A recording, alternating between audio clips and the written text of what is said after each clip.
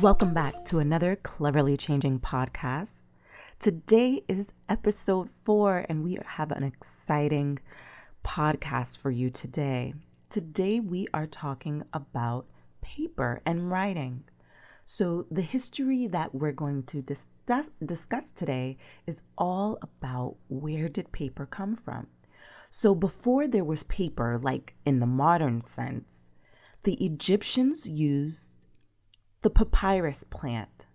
Papyrus grows along the Nile River, and they would cut thin strips, press it together, and then dry it and form a smooth writing surface. By 1000 BC, other similar civilizations had adopted the same form of writing on papyrus. This was an early form of writing and not exactly considered paper, but from the Egyptians, other nations began to adopt papyrus. They actually would buy it from the Egyptians, and that was the Greek society and also the Roman Empire civilization. So the first form of writing, like we know it, was done by the Egyptians in early history. Now, paper, in a more modern sense of the word, comes from China, and it was made from plant fibers and old rags. So that happened during the Eastern Han period, which was between 25 and 220 CE, and CE stands for Common Era. So I hope that you will do further research about paper and how paper in the more, the sense and the way that we use it today. I hope that you will research and find out more about paper and how it has evolved over many centuries. Thank you, and I hope you enjoy today's show. It's now time for the word of the episode.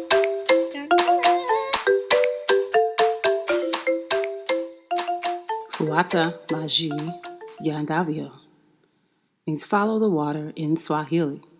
Oftentimes, we look to make things and people fit into what we think they should be. You cannot bottle the ocean. Our children and others in our lives are deeply complex and are just as difficult to bottle. Go with the flow and follow the water. Provide course correction as needed, but allow things to happen naturally. Patience and kindness and compassion will help guide you. This is Cleverly Cultured Kids! In this segment, we talk to kids about different topics. Okay, so we have Amira, and we are going to be discussing the difference between paperwork or workbooks, worksheets, and digital work, doing games on the computer or assignments on the computer. Yeah.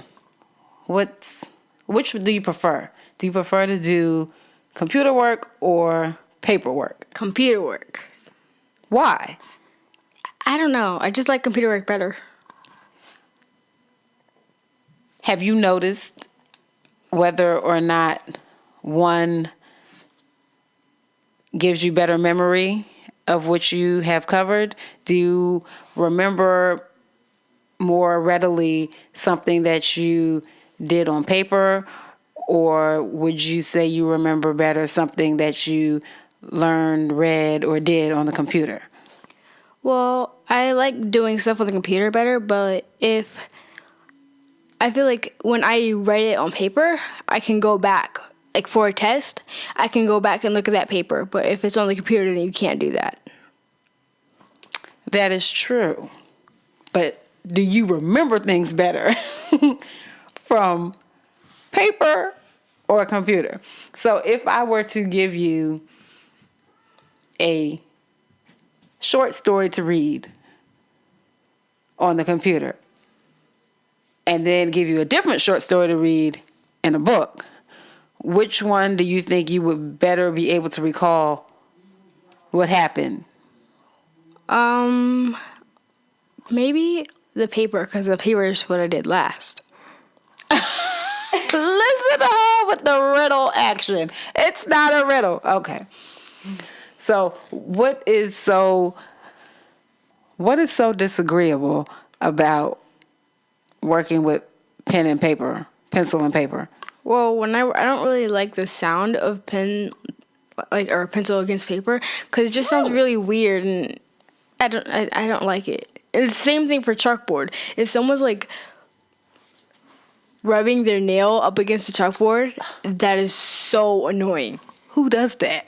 Right. I'm asking you, who does that? That's not something you have to worry about at home. It's happened to me in school before. Okay, but we're talking, girl, get current. We're talking about what's happening now.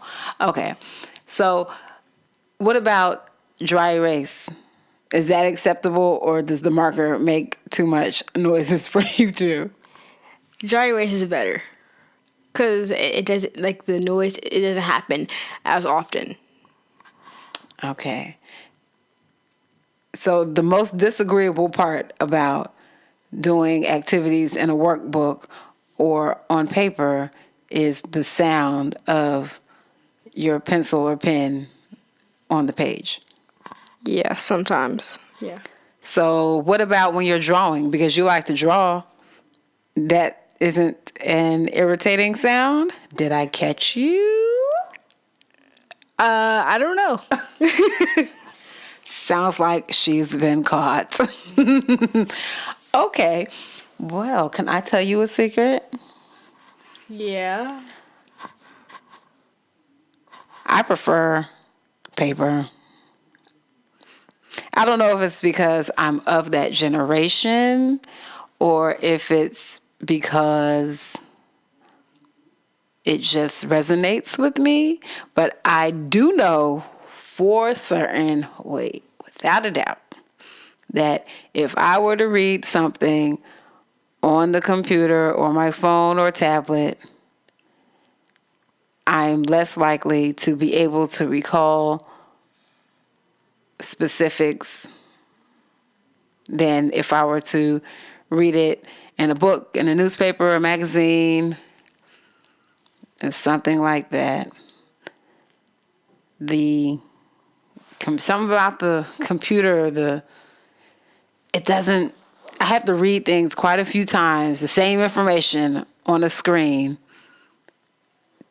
to get the same sort of recall that I do from a physical piece of paper. What do you think about that?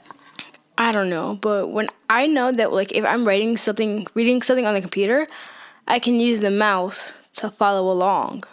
You find that helpful? Sometimes. What kinds of activities would you prefer to do on the computer? I like math, like, not really math games, but I like different kinds of games that are, like, educational. I don't know why, but it's fun. But I don't really like to do normal, like, math stuff. It's just not interesting to me. Okay, well, what about science or social studies or other subjects? Well, social studies, yeah. That's kind of fun, but, like, I like the other stuff on games and stuff, but not, like, math games, because sometimes, like, some math games are just okay. Some math games are really fun. Like teaching textbooks, I don't really like that. It makes these really weird sounds, and I don't like it. It's just weird to me. Yeah, I was a little sad teaching textbooks didn't work out for you. Well, are there any things that you like to do or would prefer to do on paper? I like drawing on paper. I mean, that's fun. It's drawing.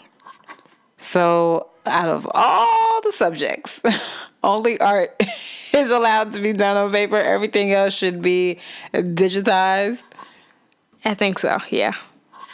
All right, you heard it here, folks. Digital for this girl here.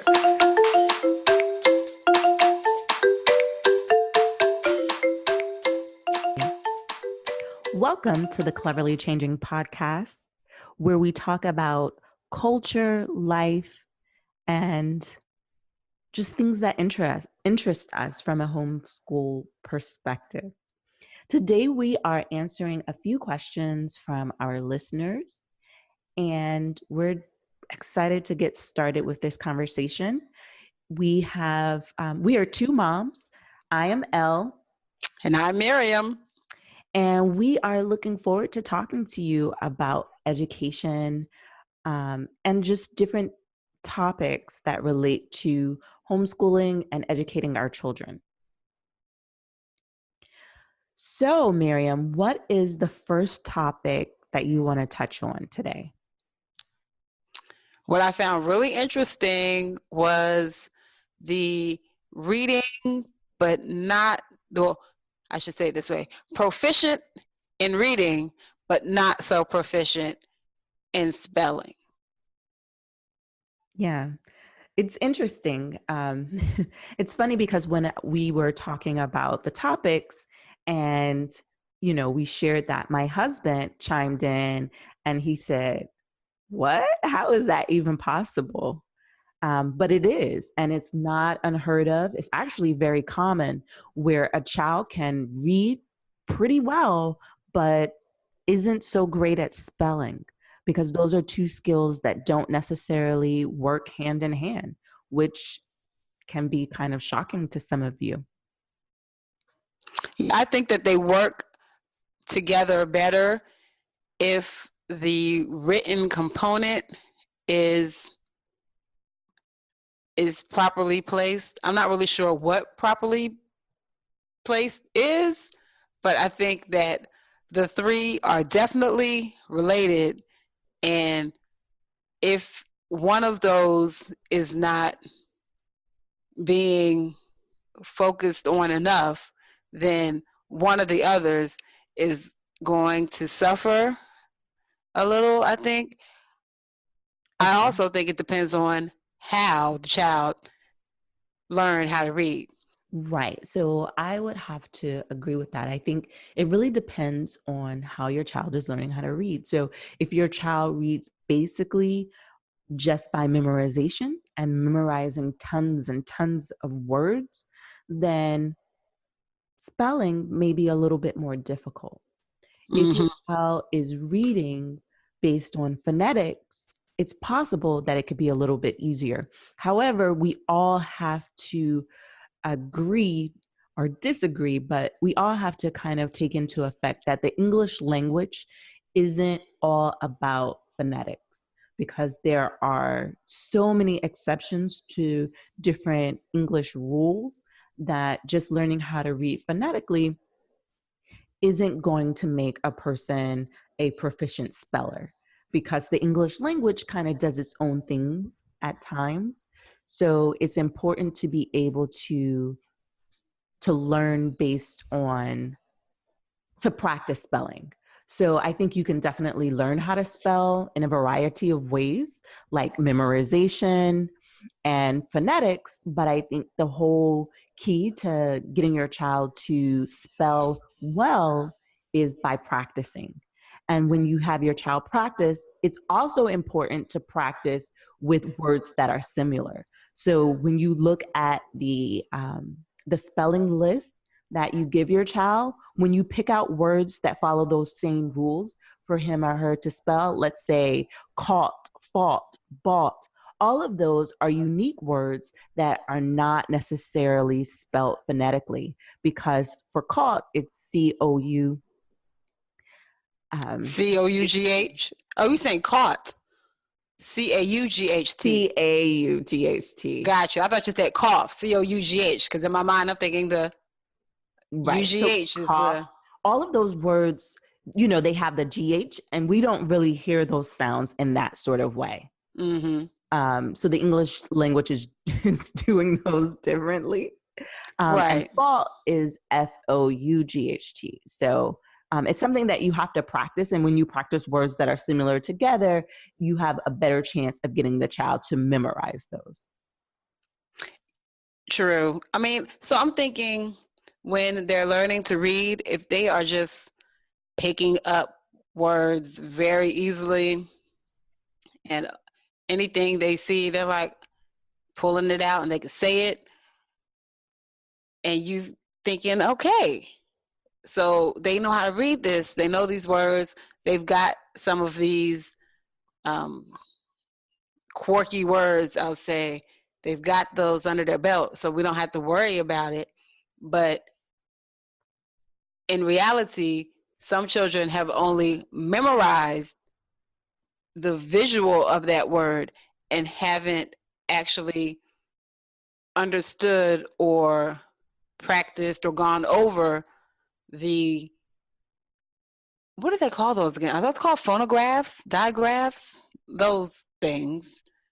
They haven't actually gone through and said EA is E, or like you said, the OUGH or ING. When they go over these specific letter segments, whatever you call those, something graphs, whenever they come into interaction with one of those, then they know that this is most likely the way this word is going to be pronounced, and then they can sound out whatever combinations of what letters are before and after that particular letter grouping. Yes, those are called phonographs. Phonographs, okay, yes. Couldn't remember. But Oh no, the phonograph is no, it's not a photograph? not a phonograph. So a phonograph is that recording device Oh, with the big old, that looks kind of like a flower on top. Yes, that old school stereo radio record player. Got you. Yeah, it's a recording device. Yeah, okay, so see, now you're going to make me Google this to find out what is it called. That's too funny. I don't know. I've seen the word digraph before. Yeah. I think, but di is two. Doesn't that mean that's just a 2-letter blend, or does that go for more than 2? I don't know. We can carry on with what we're saying though. Yes. The action of reviewing that these particular groups make this particular sound So is different from them actually just coming across the word and having memorized it, and so they just say caught because they know that's what it says, but they haven't actually broken down the word into its various parts. I think that makes a slight difference too. Yes. The definition of a digraph is a combination of 2 letters that make up one sound. An example of a digraph is a combination of C and H in the word China. That makes the ch sound. So I think that's a good example when you're practicing words with your young children. To practice digraphs as well could be helpful. But I think a lot of times it's just repetition deepens the impression. Indeed. So get your child to practice throughout the day. So as a homeschool parent, if you know what those words that you're teaching are, use them throughout the day. Find opportunities to incorporate them in your everyday life. And if you have a child that goes to a traditional school, you can take their spelling list and, while you're in the car driving them to different lessons and activities, have them practice the word verbally to you. And that's a great way to have your child learn different spelling techniques, because just like with math, spelling is about patterns. And so if you are good at the patterns, you'll be better at spelling. So many things in life are about the patterns. Right. So many things. Wow. Okay, So, so what's our next question? yes, so our next question comes from another listener who was asking, when you homeschool your kids and you also need to work full time, what are some ways that you can teach your kid if they don't want to only do online learning? How can you teach a kid in your in with limited time? So I want to go ahead and I'll start with my opinion on how you can do that. I think that it's very helpful to realize early on in your homeschool experience that homeschool is not a carbon copy of traditional schools. Right. And so if you get out of your mind the notion of school being an 8 to 3 type of activity, Mm-hmm. you realize that you can homeschool in the evening, you can homeschool on the weekends. It's Mm-hmm. basically about teaching your kids when you do have that time. Now, my only thing about that is, what will your child do while you are at work? If you have a household where there is somebody at the home in the day, you can definitely give your kid work, and some things can be done on their own. You can give them books to read, you can give them projects to work on, and when you're able to be face to face with them, you can do other things that you may need to actually teach them, actually explain, answer questions and whatnot. So it's really trying to be flexible in the way that you approach schooling. If you live in an area where there are co-ops, you usually have to be present Right. the whole time. So you may look for like a tutorial or just another type of facility that is a drop-off program. Mm-hmm. And many of those, because there is such a large community of homeschoolers, then it's advantageous to ask around, to Google different options in your area, and really just try to sign up and see if you can shadow those places.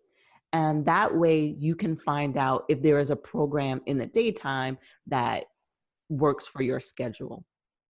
Would you add anything to that? Girl, I'm over here co-signing everything you, you just said. Yes, yes, I agree. Only thing I would add, which you already, touched on, would be the evening when you get home from work. Granted, you probably want to just take a moment and relax, but that's a time that you have. It doesn't have to be well into the night. You can take an hour or two to discuss your plans for the next day and to go over what was happening during that day. I don't know how comfortable you are with the multitasking, but another idea would be to not really give up your lunch break, but to call home to your children during your lunch break, and any questions that they want to ask, or any assignments or something you want to give to them or share with them. That's another time that you would be able to do that. You could also check with your employer. Maybe you could get one day off a week, or you could Telework. telework or something. Um, you know, Depending on your occupation, it may be flexible enough that you can kind of shave your schedule in a way where you have a little bit more weekday time, if that's what you're really looking for. The weekends, Saturday and Sunday, who said learning had to be boring? It Right. certainly doesn't. There's plenty of things that are fun and engaging that you can do that most Americans consider a weekend activity. Right. So those would be the only add-ons that I have, but it's certainly possible. I remember you were telling me about one of your friends whose husband teaches the children at 5, 6 o'clock in the morning before he goes to work. They spend an hour. Right. So I do. it's definitely possible for you to just, create your own schedule. Right. Right. That's create it, make it what you want it to be, how you want it to be, and it'll work just fine. Of course, other people will probably look at you and be like, only Saturday, Sunday, and Wednesday, what? Well, that's okay. They not paying your bills or looking after your children or anything for you, so you can feel free and comfortable and confident in ignoring them. Right. And remember, you can hire tutors. Yeah. So homeschooling is not a new idea. It's something that we are coming back to. But back in the day, people were hiring tutors to teach their children. That was pretty much the norm.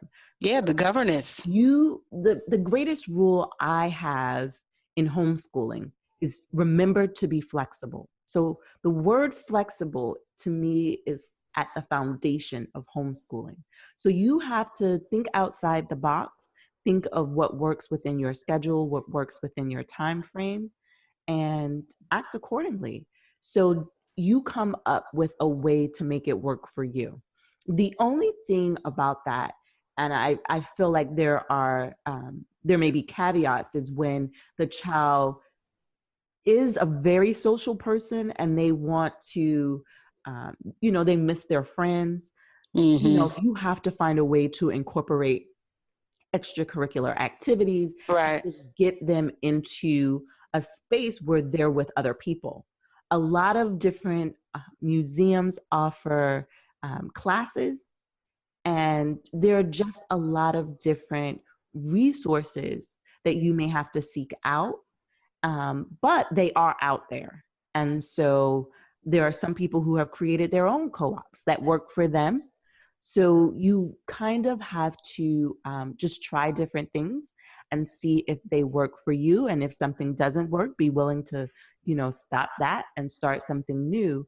But schooling is not a stagnant thing. It's not a thing that's, in a box. It can look different depending on what's needed. So Mm-hmm. so be flexible with that and go with it. And so I think if you have a desire to homeschool your children with technology, and depending on your resources, depending on how flexible you can be, it can work for you. So just be willing to be flexible. And I just had another idea, well, two. You could also Skype your children. Mm-hmm. I guess if you have younger children, this isn't necessarily something that you would really be able to do because you're not allowed to leave 5, 6, 8-year-olds at home by themselves. No. So that doesn't necessarily work for those with younger children. But the other idea that just struck me was if you locate or find another family that you're comfortable with, that you can, I guess, not piggyback, but you all could work together and they may be able to help you out during your work hours. And in return, you can do whatever it is that the trade-off that y'all agree upon. And, there's plenty of options. Facebook groups, what are those things called? Listservs, Yahoo groups, that kind of thing. Join a few, ask questions, be willing to interact, and you'd be surprised at what you are able to come up with. Because even if you want to homeschool and you're not currently homeschooling, these are some of the ways that it may be able to be a realistic possibility for you. Right. I also want people to remember that there are online resources where people can Skype into your house. Last week on our episode 3 podcast, we shared in the show notes several online resources that were some of our favorites. And one of those resources was OutSchool. OutSchool has online classes that you pay for, and your kids do either Skype or Zoom. They do video chats with other students and their teacher. So that is an option. So we live in an age where there are so many resources at our disposal. You just have to find out what they are. Yeah, it may take a little time, but you can find something. Yes. So I'm trying to think if we had another question. There was. It was about, oh man, I was just thinking about it. It was about, the disconnect between computer and paper. Yes. That's what it was. You know how I am. I will have my phone or computer right in front of me, and I will be turning around every which way looking for a pen and paper. I mean, there's something about, I even still write down directions to a place that I don't know where I'm going. Yes, I do use the GPS on the phone sometimes, but a lot of times I find it more helpful to have it written, because when you have to go push buttons to get to the overview or whatever, I don't have time for all of that. I'm driving. Can I not run into the person in front of me for trying to figure out where I'm going? So I'm thinking that when the children interface with the computer, it takes a completely different set of brain muscle and brain activity than, putting a pen to paper. Mistakes are different, especially with the autocorrect. That could be, going back to the question about spelling, that I'm sure is probably a major roadblock in the teaching and learning of spelling. This autocorrect thing where it just automatically chooses a word and corrects your spelling and things like that. It's a completely different mode of communication. Yes. So in my experience, when my girls were in first and second grade, technically, they were in that age group, I used to do math through 10 Marks, which is an online math company that is funded by Amazon. And they would answer questions. Sometimes they would be open-ended questions. Sometimes they would be multiple choice, but they were math questions, and my kids could answer them. They could do their work pretty quickly online. And then I gave them a workbook, and I asked them to answer some of the same questions that they had been answering online, because I kind of wanted to give them a mini quiz to see what they were doing, what I needed to help them with, and whatnot. And I realized that it took them much longer to complete the work, and they just weren't as proficient. And so that was when I first recognized that they must be using a different part of their brain to answer questions on the computer than they are using to answer questions on paper. So because I recognize that, I now do, I allow them to do both, but I do more paper, because I felt like that skill helped them to retain the information better. And so much so where I felt like they could teach their sibling if they needed to, if they were doing it on paper. And so if you are a parent and all your kids' lessons are online, I would encourage you to switch it up some, just to make sure that they are as proficient as they need to be, because it is possible that they could be using a different part of their brain to answer those questions. Yeah, between the use of a different part of the brain and the actual retention of the information, it seems to go into a different folder Yes. than, and it almost seems like it's a inaccessible folder. They can't access that information at will, or it's very difficult to get into those envelopes to see what's inside.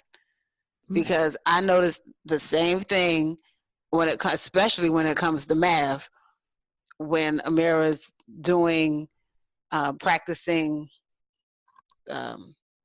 division and timetables and things like that.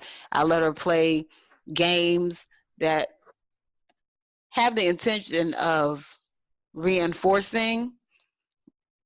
And then if I say, now, can you write this out? Then there would be a problem, or it would take a lot longer, like you mentioned. I also noticed with writing how it's different. If she's writing it down on paper, she's more detailed. But if she's typing it on the computer, it seems very short and very monotone almost.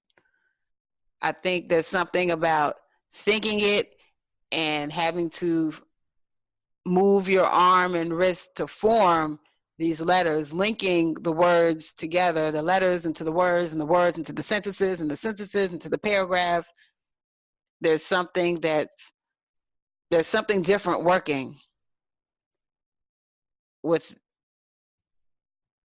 the memory, with just the whole act itself. Mm-hmm. I agree with you. You definitely need to do both. And yes, I'm saying you need to do both. Yes. And then let's be for real. Computers tend to let us down sometimes. They do. And you need to have, some old school methods to take care of business. Sure, you could use a calculator.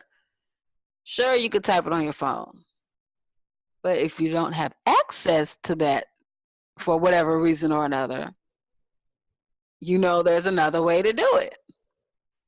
I mean, folk were chiseling in stone back in the day to get their message across. Right. Yeah, I'm sure that was probably some real permanent information. Right. And one thing that you have to also take into account is your child's learning style. Because if your child has a learning style that is kinesthetic, that means that they're a tactile learner, they're hands-on. Mm-hmm. Writing is going to be another way that emphasizes that point. So they're doing something tactile, and it's helping to deepen that impression. So you want to take into account your child's learning style, and you want to be able to give them all the different avenues that's going to really put that information deep into their long-term memory. And so as many senses as you can utilize them so that your child will be able to retain that information better. You just made me think. So when you were talking about the kinesthetic learner, so I see how that connects. I can see how it connects for a visual learner. But I'm thinking, does the sound of the hand moving across the paper, the pen or pencil scratching into the paper, does that sound do anything for an auditory learner? I'm curious. I don't think so. I think there are some kids who may mumble what they're writing, and that may help. But I don't think that, I think, our pencils and our pens and the things that we use now are so silent that unless you're writing really hard, you're not getting the sensory aspect of it. Some people may. It depends on how sensitive they are.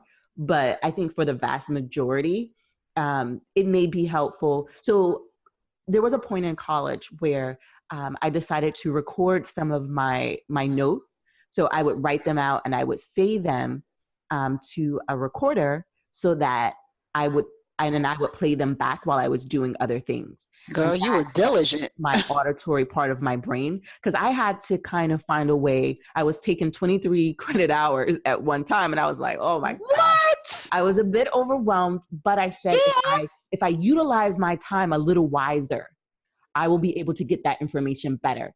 And so by writing my notes, so I would write them in class, and then when I got to my room, I would save them into a recorder, and then while I was doing other things like washing clothes and other things, I would play them back. And that really helped me. So when I was taking more credit hours, I actually did better in college because my mind I had just used so many more senses than I had used before. Wow, 23. Girl, hats off to you. Phew, that's a lot. I don't know what classes were those. We can talk about that later. Girl, that's a lot. Yeah, I will say that they were classes that I was interested in, because if you're taking a whole lot of classes that you don't like, you're not going to do well. But if you're classes that uniquely interest you, you tend to listen and just have a better relationship with the knowledge that you're receiving. That helps you retain it more. So I will say I was really interested in the classes that I took, and they were related to my actual majors. So they weren't like fluff classes that I wasn't even interested in. They were classes that I had a genuine interest in. So I did better because that information was something that I wanted to know. Mm-hmm. Okay. Look at you. I think that's all the questions. Several questions today, and it's awesome. If any of you would like to submit questions, feel free to send us an email at cleverlychanging@gmail.com. That's cleverlychanging@gmail.com. And we will answer your question in one of our future podcasts.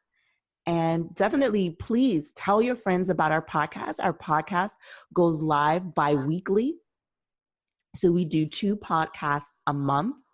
And as we continue to do podcasts, we may do a special edition, but we really want to be doing and talking about topics that interest you. So if there are suggestions that you have for topics you want us to talk about, it doesn't even have to be homeschool topics. We both went to school, so we are not only interested in information as it relates to the homeschooler.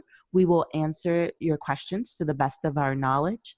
And so, yeah, definitely, if you've been enjoying our podcast, share it with a friend and other people who may be interested. And please take a moment to rate us on iTunes. Yes. We like to read reviews. And if you're listening via SoundCloud, please follow the podcast.